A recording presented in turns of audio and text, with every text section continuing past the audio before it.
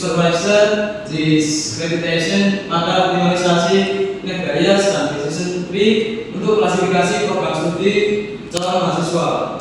Sebelumnya perkenalkan nama saya Muhammad Alvin dengan NPM 2312 0008. Saya Fatima Dewi Ratnaswari dengan NPM 2312 0074. Saya Dewi Nurjana dengan NPM 2312 0074. Oke, di sini ada latar belakang yaitu tantangan dalam pendaftaran mahasiswa baru. Yang pertama, penempatan mahasiswa. Penempatan mahasiswa baru ini dalam program studi adalah tantangan utama yang memerlukan analisis dalam untuk menentukan kecocokan antara calon mahasiswa dan jurusan yang diinginkan. Terus yang kedua, ketergantungan dari skor.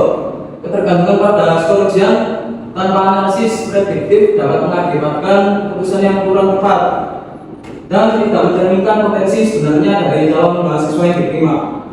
Selanjutnya, inovasi metode.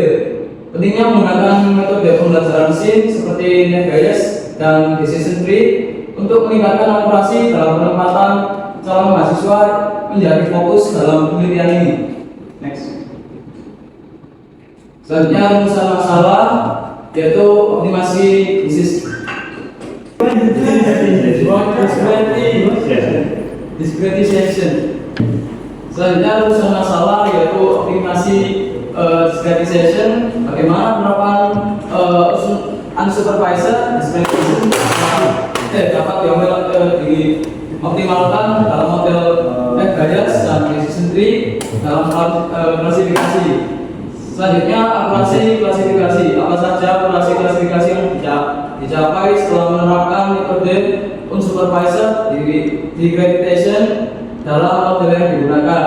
Selanjutnya, model terbaik. Model mana yang paling akurat dan dapat diinterpretasikan dengan baik setelah menerapkan metodologi dalam penelitian ini.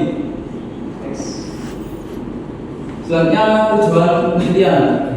Yang pertama, model klasifikasi optimal, yaitu mengembangkan model klasifikasi yang optimal untuk penempatan program studi dari calon mahasiswa dengan akurasi tinggi. Yang kedua, ada perbandingan kinerja, membandingkan performa dari net bias dan decision tree sebelum dan setelah penerapan supervisor discretization dengan evaluasi yang lebih mendalam. Selanjutnya, aturan prediksi, menghasilkan aturan prediksi yang dapat diintegrasikan ke dalam sistem pengambilan keputusan untuk penerimaan mahasiswa baru. Oke, selanjutnya ada landasan teori. Nah, di landasan teori ini ada tiga model yang digunakan, yaitu ada net bias, yaitu model ini adalah pendekatan probabilistik yang mengasumsikan independensi antar figur yang membuatnya efektif dalam klasifikasi meskipun memiliki kelemahan terhadap data numeric continuum. Selanjutnya ada decision tree, yaitu model berbasis aturan jika maka ini mudah dipahami dan diinterpretasikan, namun dapat rentan terhadap overfitting tanpa teknik penyederhanaan data yang tepat untuk mengoptimalkan kinerjanya. Selanjutnya yaitu discretization. Pendekatan ini mengonversi data kontinu menjadi kategori yang membantu meningkatkan akurasi model net bias dan menyederhanakan aturan pada decision tree untuk meningkatkan interpretabilitas. Next.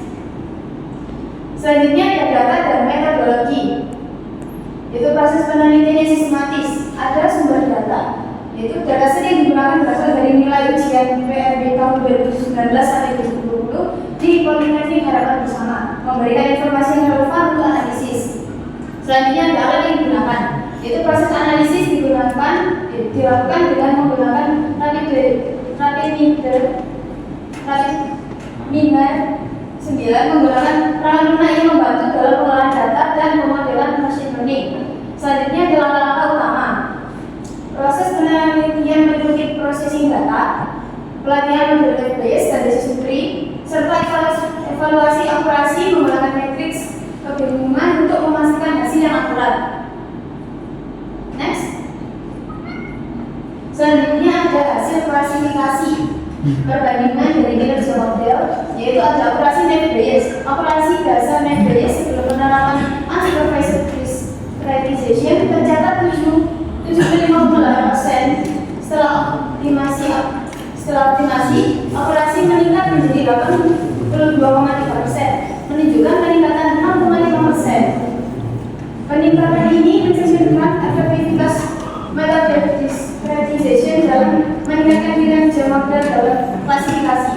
Selanjutnya ada akurasi decision tree. Ini baseline akurasi untuk model decision tree ada 80,1%. Sedangkan setelah optimasi, akurasi meningkat menjadi 84,5% dengan peningkatan 4,4%. Ini menunjukkan bahwa meskipun kedua model terpengaruh oleh pendekatan discretization, decision tree tetap menunjukkan akurasi tertinggi di antara keduanya. Next.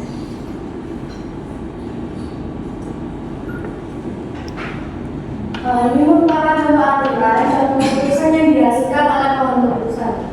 Aturan pertama, jika nilai matematika tinggi dan nilai bahasa Inggris sedang, maka kemungkinan besar calon mahasiswa akan memilih teknik komputer biologi dengan nilai 94,2%. Aturan kedua, jika nilai rapor sangat baik dan minat dalam bisnis, maka calon mahasiswa cenderung memilih manajemen bisnis dengan nilai 91,5%. Next. Analisis kritis temuan tinjauan mendalam hasil, yaitu peningkatan nilai bias.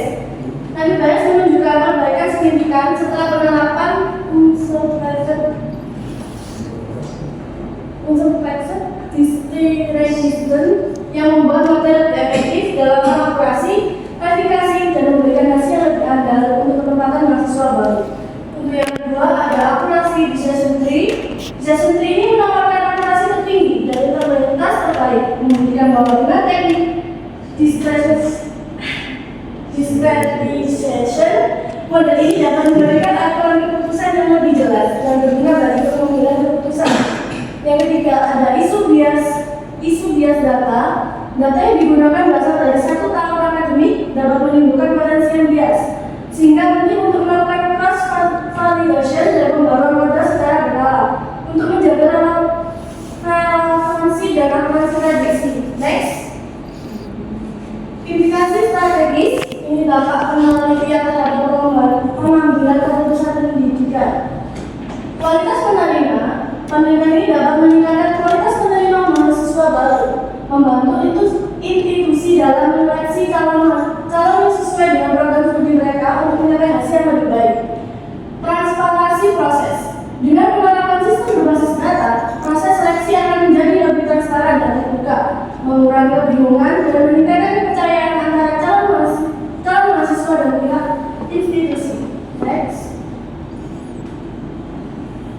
Rekomendasi pengembangan. Nah, ini untuk saran penelitian selanjutnya itu ada yang pertama ada dataset multi tahun, menggunakan dataset dari beberapa tahun untuk validasi jangka panjang dapat meningkatkan akurasi model dan memberikan wawasan yang lebih mendalam tentang penerima mahasiswa.